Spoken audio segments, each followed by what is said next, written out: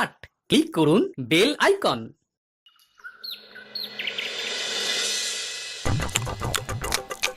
এবারে আমের ফলন বেশ ভালোই হয়েছে। এবারে শাশুড়ি মায়ের জন্য কিছু না নিয়ে কেজি 5 আম নিয়ে যাব। মানে কেন? কেন মানে কদিন পরেই তো জামাই ষষ্ঠী। আম কাঁঠাল এসব নিয়ে শ্বশুর বাড়ি যেতে হবে না? মা গতকাল চিঠি লিখে পাঠিয়েছেন যে এবারে জামাই ষষ্ঠী করছেন না। কেন? কারণ আমার মা তোমাকে জামাই বলে মানতে পারছেন না। তুমি সারা বছর এত অপকর্ম করে বেড়াও, তাই আর কি। শাশুড়ি মা আমাকে এভাবে অপমান করলেন? আমি এই রাজ্যের মন্ত্রী। মন্ত্রী মশাই,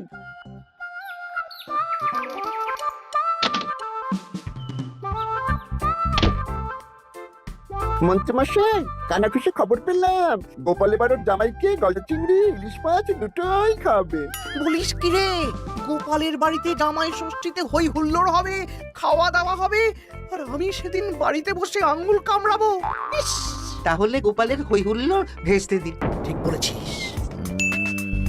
শোন, দুটো চিঠি লিখতে হবে, মানে ভালো কাউকে দিয়ে লেখাতে হবে। কি চিঠি?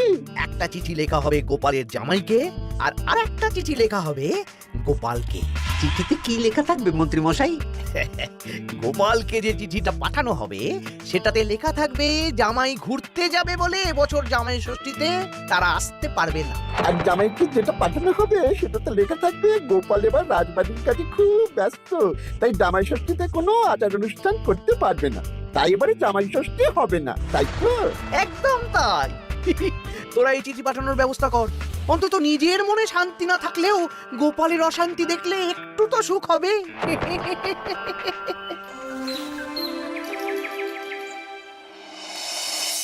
আমরা জামাই ষষ্ঠীতে আসতে পারবো না বলে কার চিঠি পড়ছো গো? আমাদের জামাই লিখে পাঠিয়েছে গো, এবারে ওরা আসতে পারবে না। ওরা নাকি বাইরে কোথায় ঘুরতে যাচ্ছে। বলো কি? সারা বছর একটা দিন একটু জামাই আদর করার সুযোগ পাই, এবারে সেটা হবে না? আমিও তো তাই ভাবছি গিন্নি, জামাই বাবা জীবন ঘুরতে যাওয়ার আর সময় পেল না। আমার মনটা খুব খারাপ লাগছে গো। আমি কিভাবে জামাই আদর করবো গো?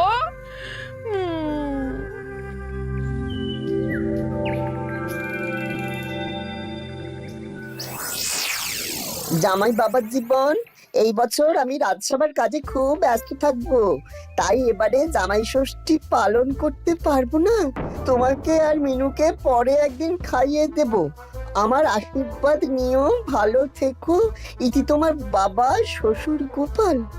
হ্যাঁ, এই তুমি কার চিঠি পড়ছো গো? তোমার বাবার চিঠি গো।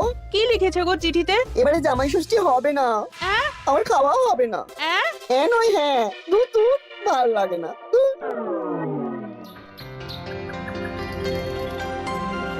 সবার খবর কি বলো? খবর খুব খারাপ মহারাজ। কেন গোপাল? কত আশা করেছিলাম এবার একটু জাঁক জমক করে হই হই করে জামাই ষষ্ঠী পালন করব, কিন্তু সেটা এবারে আর হবে না। কেন গো গোপাল, তোমার কাজে কে আবার বাধা দিল?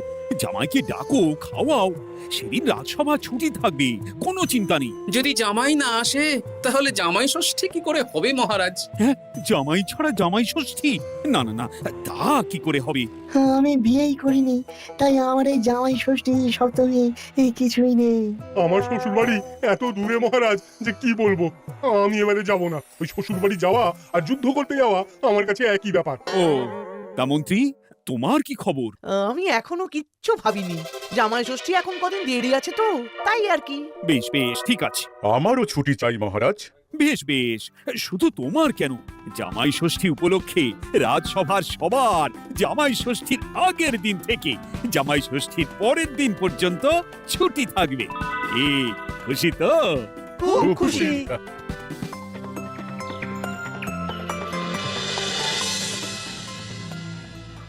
এ কি গো গিন্নি, আজ শুধু আলু সেদ্ধ আর ভাত? আমার মনটা ভালো নেই। তোমার ইচ্ছে হলে তুমি নিজে রান্না করে খাওগে যাও। তোমার আবার কি হলো? কি হলে তুমি জানো না বুঝি? আমাদের জামাই আসবে না। প্রত্যেক বছর উপোস করে থাকি, জামাই বাবা জীবনকে খাওয়ায়। জামাইকে খাওয়ানো কত কত পুণ্যের কাজ। ও, এই ব্যাপার। তুমি খাওয়াতে চাও তো? শোনো গিন্নি, আমার মাথায় একটা বুদ্ধি এসেছে। এতে তোমারও পুণ্য লাভ হবে। কি বুদ্ধি শুনি? আমাদের রাজ্যের বেশ কয়েকজন জামাইকে খাওয়ালে কেমন হয়? মানে যারা ধরো জামাই ষষ্ঠীতে শ্বশুর বাড়িতে যেতে পারবে না। মানে মানে এই যে ধরো না, আমাদের সেনাপতি তো দূরে শ্বশুর বাড়ি বলে এবছর যাবে না। ওকে বা ওর মতন আর কয়েকজনকে যদি জামাই ষষ্ঠীর দিন আমরা খাওয়াই, তাহলে কেমন হয় গিন্নি? তাহলে তো বেশ ভালোই হয় গো। এই বছর আমাদের নিজেদের এক জামাইকে না খাওয়াই, অনেক জামাইকে একসাথে খাওয়াবো। হ্যাঁ, বেশ, তাহলে তুমি গ্রামে কয়েকজন জামাই খোঁজো। ঠিক আছে গো, ঠিক আছে। আমি আজ বিকেলে দেখছি।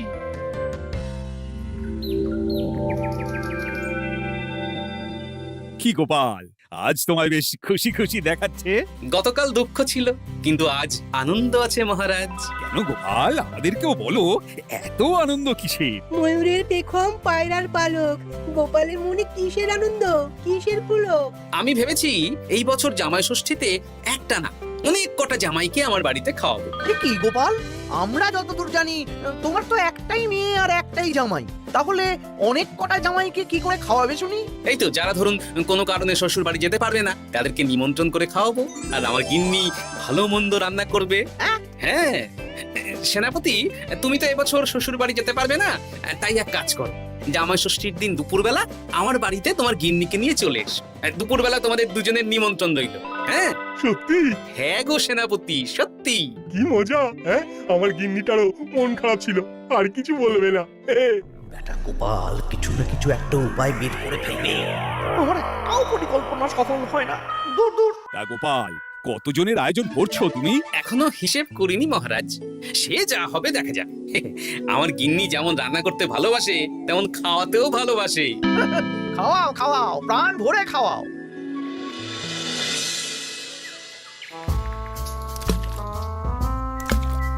আমার প্রত্যেকটা পরিকল্পনাতে গোপাল এইভাবেই জল ঢেলে গেল চিরকাল। কি আর করবেন, ছেড়ে দিন। ও আপনার চিরশত্রুই থাকবে। না না না না না, ছাড়া যাবে না। তোরা বুঝতে পারছিস না, এইভাবে গোপাল গণজামাই ভোজন করিয়ে কত মান সম্মান বাড়িয়ে নেবে। হ্যাঁ, আপনার কুটবুদ্ধি আর গোপালের শ্রীবৃদ্ধি হবে। একদম বাজে কথা বলবি না, মাঝে মাঝে বুঝতেই পারি না তোরা কার দলে। একেবারে আপনার দলে। আমাদের উপরে খাপ্পা হবেন না, আমরা গোপালকেই ধাপ্পা দেব। বেশ বেশ, শোন তাহলে, গোপাল যখন এত লোকজনকে খাওয়াবে, তখন নিশ্চয়ই বাজার দোকান ভালোই করবে। হ্যাঁ, তা তো করবেই। গোপাল তো আর নিজের ঘরের ভিতরে চাষ করেন না, সবই বাজার দোকান থেকেই কিনতে হবে। তোরা আজ থেকেই সব দোকানে দোকানে খোঁজ নিতে শুরু করে দে, গোপাল কোথায় কি কি বায়না করছে। আচ্ছা, তারপর ওই মালপত্র বাজার দোকান থেকে আর গোপালের বাড়িতে যেন না পৌঁছয়, সেই ব্যবস্থাটা করতে হবে। মানে বলতে চাইছেন গোপাল বাজার দোকান থেকে বড় কিছু নিয়ে বাড়ি ঢোকার আগেই সেটা ওর হাত থেকে ছিনতাই করতে হবে, তাই তো? একদম তাই। যা, এক্ষুনি সব দোকানে দোকানে খোঁজ নেওয়া শুরু কর। ঠিক আছে মন্ত্রী মশাই। কাকু, আমাকে 5টা ডিম দেবেন তো? দিচ্ছি, এই নগেন, একটু অপেক্ষা করতে হবে। আরে আমি একটা কথা জিজ্ঞাসা করতে এসেছি। কি কথা? বলছি গোপাল কি বড় কিছুর বায়না করে গেছে বা ফর্দ দিয়ে গেছে? না না, গোপাল তো আজ আসেনি। কেন? না, এমনি। এ কি, বটা কাকা দাদুর খোঁজ খবর নিচ্ছে কেন? ব্যাপারটা দাদুকে জানাতে হবে। এই নে 5টা ডিম।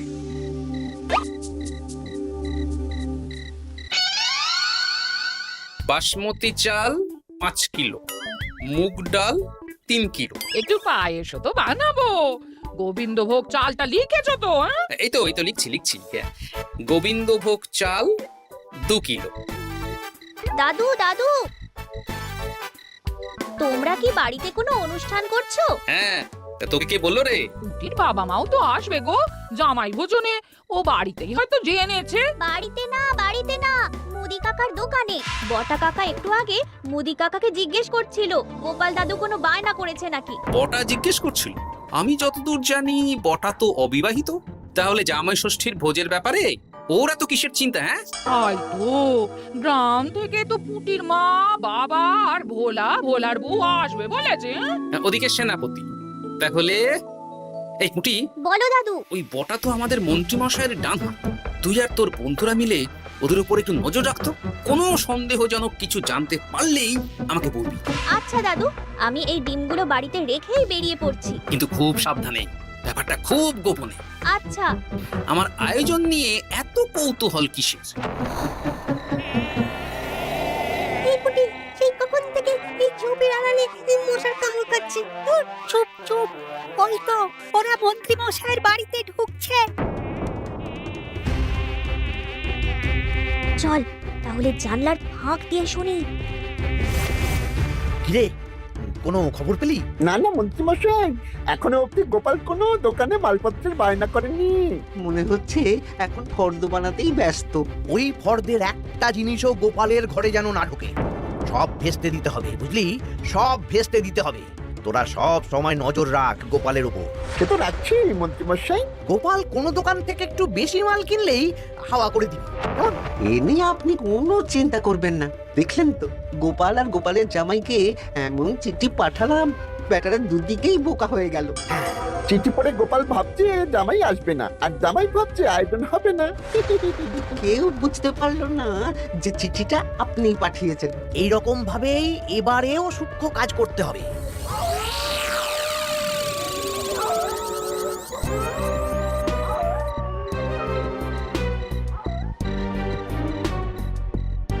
দাদু দাদু, খবর পেয়েছি। কি খবর রে? খবর মানে একেবারে গরম খবর। আরে কি শুনলি সেটা বলবি তো। বটা কাকা আর ঘটা কাকা এখনো অব্দি গোপাল কোনো দোকানে মালপত্রের বায়না করেনি। গোপাল কোনো দোকান থেকে একটু বেশি মাল কিনলেই হাওয়া করে দিবি। দেখলেন তো গোপাল আর গোপালের জামাইকে এমন চিঠি পাঠালাম, ব্যাটারা দুদিকেই বোকা হয়ে গেল। ও আচ্ছা, এই ব্যাপার। তার মানে মন্ত্রীমশাই আমাকে টুপি পরিয়েছেন। সাবাস বাচ্চারা, সাবাস। তাহলে আমাদের এবার দাদু খাওয়াবে তো? নিশ্চয়ই নিশ্চয়ই। জামাই ষষ্ঠীর দিন তোরা সবাই আমাদের বাড়িতে দুপুরবেলা খাবি, আর কিছু কাজ করতে হবে, বুঝলি? কি কাজ বলো দাদু, বলো বলো। আমি যে বড় ফর্দ বানিয়েছি সেটা অনুযায়ী একসাথে আনা যাবে না, অল্প অল্প করে তোরা নিয়ে আসবি, আমিও আনবো। বুঝে গেছি দাদু, তাহলে কেউ সন্দেহই করতে পারবে না। একদম তাই। এবার দেখি কাউকে একটা পাঠিয়ে জামাইকে নিয়ে আসতে হবে। হয়তো জামাই আমাকে ভুল বুঝেছে।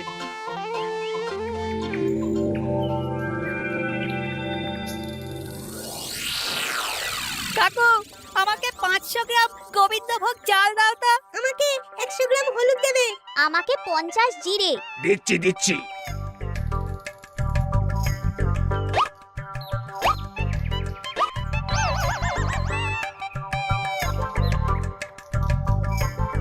আরে ওই তো গোপাল। ভাইয়া, আমাকে 200 গ্রাম সর্ষের তেল দাও তো। দিচ্ছি গোপাল দাদা, দিচ্ছি।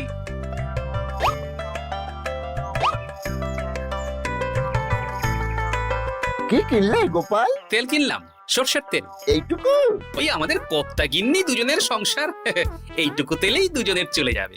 তোর লাগবে? না না, আমি তেল নিয়ে কি করব? তাহলে জিজ্ঞেস করছিস কেন? এমনি।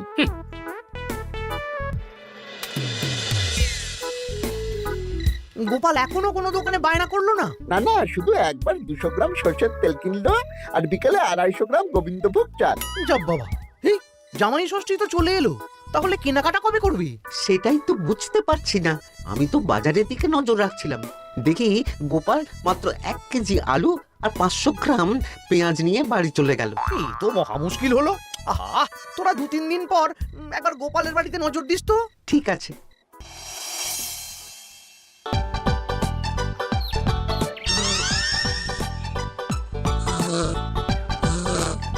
মা ঘুমোচ্ছে, এই সুযোগ। চল পাঁচিল টপকে রান্নাঘরের পিছনে যাই। হ্যাঁ চল।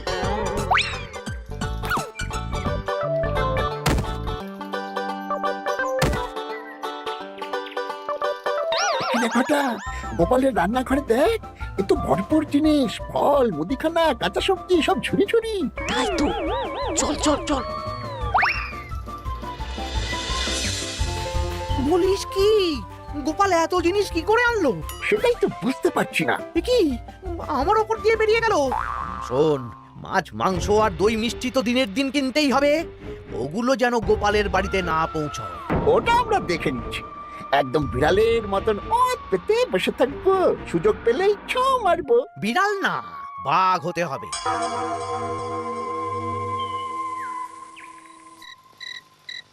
বলি আজ বাদে কাল তো জামাই ষষ্ঠী, কিন্তু মাছ মাংস দই মিষ্টি সেটাও আসবে গিন্নি, তার জন্য সুরক্ষার বন্দোবস্ত করেছি সেনাপতি আর 2 জন প্রহরীকে দিয়ে।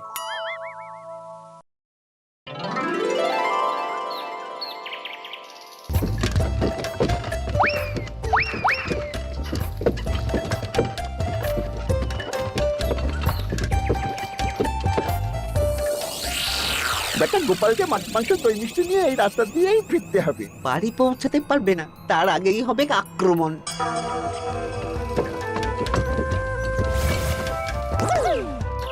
এই গাড়ি থামাও, গাড়ি থামাও। কি হলো গো? ও গোপাল দাদা, সামনে ডাকাত। সাত সকালে ডাকাত? মনে হয় খুব বোকা ডাকাত।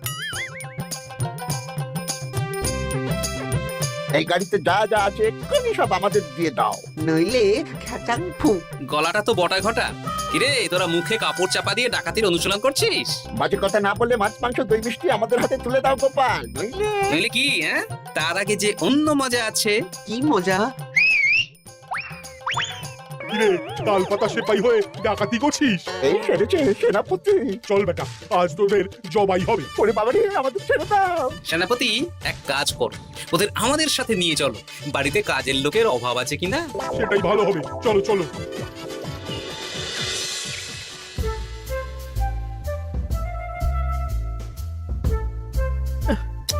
ওহ, কি এত বেলা হয়ে গেল, এখনো বেটারা এলো না। যাই তো একবার গোপালের বাড়িতে ঢু মেরে দেখি। উফ, এ কোথায় যে গেল মোটা খটা। বাবা বাবা, খাওয়া দাওয়া কখন শুরু হবে? এই তো জামাই বাবা জীবন, মাংসটা হয়ে গেছে, বটা মাছ ধুতে গেছে, ও এলেই মাছ ভেজে সর্ষে ইলিশ বানানো হবে। উফ, আমার যা তর্স হয়েছে না। এ বাবা, এ তো বিশাল আয়োজন। এ কি গোটা কাঁঠাল ছাড়াচ্ছে? এই, এই গোটা, তুই এখানে কি করছিস? আরে মন্ত্রী মশাই যে, আসুন আসুন আসুন, দেখুন বিনে পয়সায় একটা আম কাঁঠাল ছাড়ানোর লোক রেখেছি। মানেটা কি? গোপাল দাদা, সব মাছ ধোয়া হয়ে গেছে, এবার আমি কি করব? এ কি গোটা মাছ ধুচ্ছে? হ্যাঁ, এবার সর্ষে বাড়বে। আপনার সব পরিকল্পনা বানচাল হয়ে গেছে মন্ত্রী মশাই। এই সেরেছে, তার মানে গোপাল সব জেনে গেছে। পালিয়ে যাবেন কোথায়? আমাকে ছেড়ে দাও। বটা ঘটা বলেছে যে আপনি নাকি শ্বশুর বাড়ি থেকে নিমন্ত্রণ পাননি, সেই দুঃখে এই কুকর্ম করতে চেয়েছিলেন। হ্যাঁ গোপাল, হ্যাঁ, এই দুঃখ কাকে বোঝাবো গোপাল? তাই আজ এই খুশির দিনে আপনিও আমার বাড়িতে জামাই ভোজ খাবেন। সত্যি? 100% সত্যি। আজ আর কোনো শত্রুতা না করে আসুন, ভালো করে হাত পা ধুয়ে ঘরে বসুন। সত্যি গোপাল, তোমার মনটা কি বড়। মন না, পেট। এই সেরেছে, মন্ত্রী মশাই আর গোপালের ভাব হয়ে গেল। তাহলে আমরা এবার থেকে কার হয়ে কাজ করব? আমাদের বাড়িতে সকালে বাসন মাজবি আর রাতে ওনার বাড়িতে। হ্যাঁ, জয় গোপাল বাবা, শ্বশুরের জয়। শুভ জামাই ষষ্ঠী।